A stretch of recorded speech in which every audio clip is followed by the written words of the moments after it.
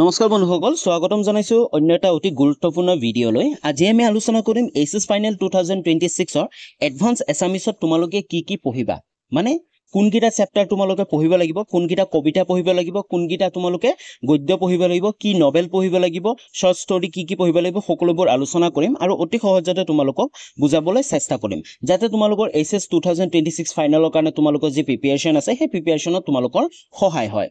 ভিডিঅ'টো আগবঢ়াৰ আগতে তোমালোকক জনাই দিওঁ যে আমাৰ এই চেনেলটো তোমালোকে এডভান্স আছামিছৰ প্ৰতিটো চেপ্টাৰৰ কুৱেশ্যন এনচাৰ, লগতে important question answer, common question answer HS 2026 ফাইনেলৰ বাবে, আৰু তাৰ লগতে previous year question answer chapter wise, মানে প্ৰতিটো চেপ্টাৰৰ পৰা আগৰ বছৰত কি আহিছিল, 1 নম্বৰীয়া কুৱেশ্যন, 2 নম্বৰীয়া কুৱেশ্যন, 5 নম্বৰীয়া কুৱেশ্যন, সকলোবোৰ তোমালোকে এই চেনেলটোত পাই যাবা। আৰু আমি তোমালোকক পিডিএফও প্ৰভাইড কৰিম। পিডিএফৰ কাৰণে তোমালোকে ডেছক্ৰিপশ্যনত হোৱাটছএপ চেনেলটোৰ লিংক আছে, তোমালোকে হোৱাটছএপ চেনেলটো জইন হৈ থাকিব লাগিব। আৰু এই চেনেলত কোনো বস্তু পেইড নহয়, সকলোবোৰ ফ্ৰী হয়। তো জাষ্ট তোমালোকে চেনেলটো ছাবস্ক্ৰাইব কৰি লোৱা আৰু বেল আইকনটো প্ৰেছ কৰি অল কৰি ৰাখিবা, যাতে নেক্সট ভিডিঅ'বোৰৰ নটিফিকেশ্যনবোৰ তোমালোকে এই চেনেলটোত পাই থাকা। আৰু তোমালোকৰ বন্ধু বান্ধৱীসকললৈ ভিডিঅ'টো শ্বেয়াৰ কৰি দিয়া।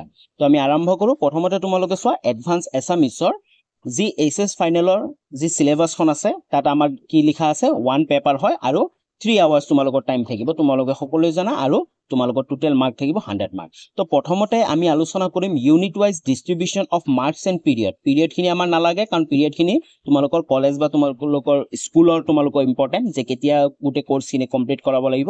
তো আমাৰ জাষ্ট আমি আলোচনা কৰিম ইউনিট ডিষ্ট্ৰিবিউশ্যন অফ মাৰ্কছ, কোনকেইটা ইউনিটৰ পৰা কিমান মাৰ্ক আহিব সেইবোৰ আলোচনা কৰিম।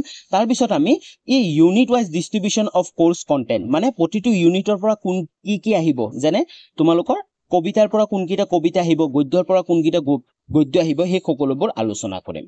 তো প্ৰথমতে চোৱা তোমালোকে ইউনিট 1, সেইটো হৈছে selected pieces from poetry text.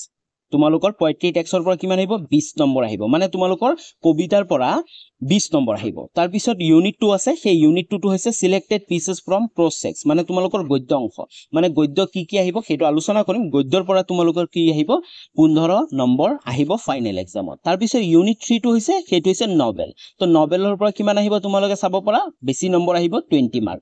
তোমালোকৰ যি কবিতা আছে, কবিতা আৰু তোমালোকৰ নভেলৰ পৰা 20 নম্বৰকে আহিব। তো কবিতা আৰু তোমালোকে নভেলখিনি বেছিকে পঢ়িব লাগিব।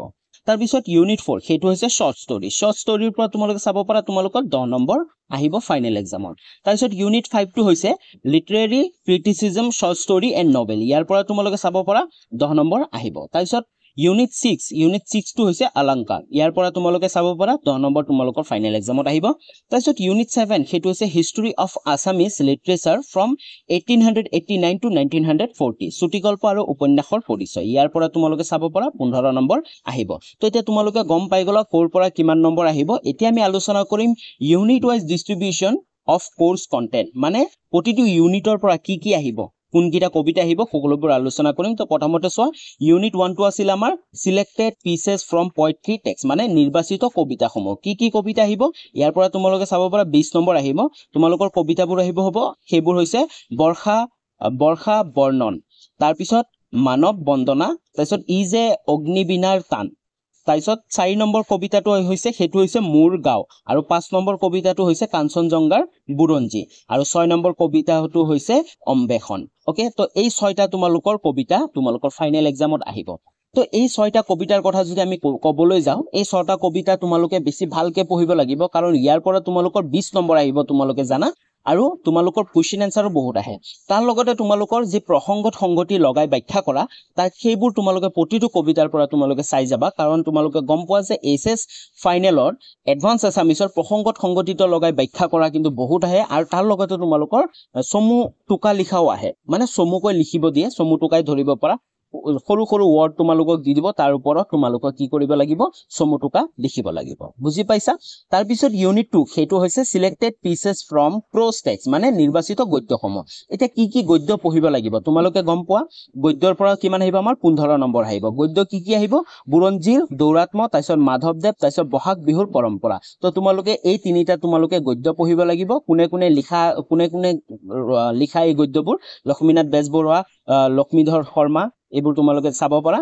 তো এই গদ্যকেইটাৰ পৰা তোমালোকে কুৱেশ্যন এনচাৰ বেছিকে চাব লাগিব, কাৰণ এই গদ্য 3টাই আহিব, হয়নে? তো 3টাৰ পৰা প্ৰতিটো গদ্যৰ পৰাই তোমালোকৰ বেছিকে নম্বৰ আহিব কাৰণ 15 নম্বৰ 5কে আহিব পাৰে তো তোমালোকে গোটেই তিনিটা গদ্য তোমালোকে ভালকে পঢ়িব লাগিব তাৰ পিছত ইউনিট 3 হেতু হৈছে নভেল উপন্যাসৰ পৰা তোমালোকে চাব পৰা 20 নম্বৰ আহিব মানে বেছি নম্বৰ আহিব তো নভেলৰ কাৰণে বা উপন্যাসৰ কাৰণে তোমালোকে কোনখন উপন্যাস পঢ়িব লাগিব হেতু হৈছে কপিলী পৰিয়া সাধু নৱকান্ত বৰুৱাদেৱৰ কপিলী পৰিয়া সাধু এই উপন্যাসটো তোমালোকে পঢ়িব লাগিব আৰু তোমালোকে উপন্যাসটোৰ পৰা কুৱেশ্যন এনসাৰবোৰ বেছিকে পঢ়িব লাগিব কাৰণ তোমালোকৰ 20 নম্বৰ আহিব তাৰপিছত ইউনিট 4 হেতু হৈছে শৰ্ট ষ্টৰী মানে চুটি গল্প ইয়াৰ পৰা তোমালোকৰ ফাইনেল এক্সামত 10 নম্বৰ আহিব আৰু কি চুটি গল্প পঢ়িব লাগিব তোমালোকে দুটা চুটি গল্প পঢ়িব লাগিব সেই দুটা হৈছে আমাৰ ছাৰ আৰু হাতী তো এই দুটা চুটি গল্প তোমালোকে পঢ়িব লাগিব এই দুটা চুটি গল্পৰ পৰা তোমালোকৰ 10 নম্বৰ আহিব আৰু প্ৰতিটোৰ পৰা তোমালোকৰ কমেও 5 নম্বৰ বা 6 নম্বৰৰ প্ৰশ্ন আহিব তাৰ পিছত ইউনিট নম্বৰ 5 হেতু হৈছে লিটাৰেৰী ক্ৰিটিসিজম মানে সাহিত্য সমালোচনা ইয়াৰ পৰা তোমালোকে চাব পৰা 10 নম্বৰ আহিব কি আহিব তোমালোকৰ 1 নম্বৰ চুটি গল্প আহিব আৰু 2 নম্বৰ উপন্যাস আহিব তাৰ পিছত ইউনিট নম্বৰ 6 হেতু হৈছে অলংকাৰৰ পৰা তোমালোকে চাব পৰা 10 নম্বৰ আহিব অলংকাৰৰ কাৰণে তোমালোকে কি পঢ়িব লাগিব অলংকাৰৰ সংজ্ঞা আৰু প্ৰকাৰ পঢ়িব লাগিব তাৰ পিছত শব্দালংকাৰ পঢ়িব লাগিব তাৰ পিছত অർത്থালংকাৰ পঢ়িব লাগিব শব্দালংকাৰত তোমালোকে কি পঢ়িব লাগিব অনপ্ৰাস তাৰ পিছত জমক তাৰপিছত শ্লেষ তাৰপিছত অർത്থালংকাৰৰ পৰা তোমালোকে কি পঢ়িব লাগিব উপমা অতিশয়োক্তি তাৰপিছত অপ্ৰস্ত তাৰপিছত প্ৰশংসা তাৰপিছত ইউনিট 7 হেতু হৈছে ইউনিট 7 টো হৈছে history of Assamese literature 1889 to 1940 মানে 1889 চনৰ পৰা 1940 চনলৈ অসমীয়া চুটি গল্প আৰু উপন্যাসৰ পৰিচয় তো এই তোৰ পৰা তোমালোকৰ কিমান আহিব 15 নম্বৰ আহিব তো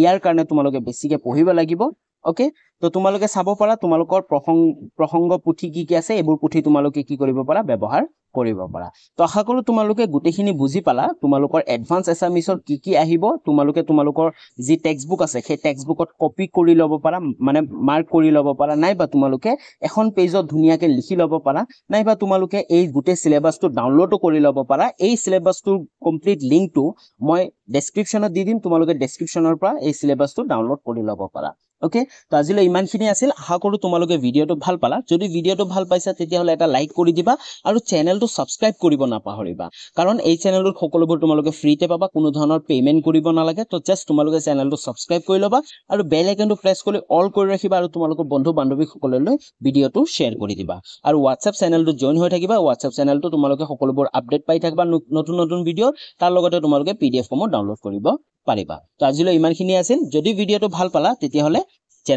চেনেল ভিডিওটো এটা লাইক কৰি দিয়া চেনেলটো সাবস্ক্ৰাইব কৰি ৰাখিবা আৰু বেল আইকনটো প্ৰেছ কৰি অল কৰি ৰাখিবা পুনৰ লগ পাম নতুন এটা ভিডিও লৈ তেতিয়ালৈ বাই বাই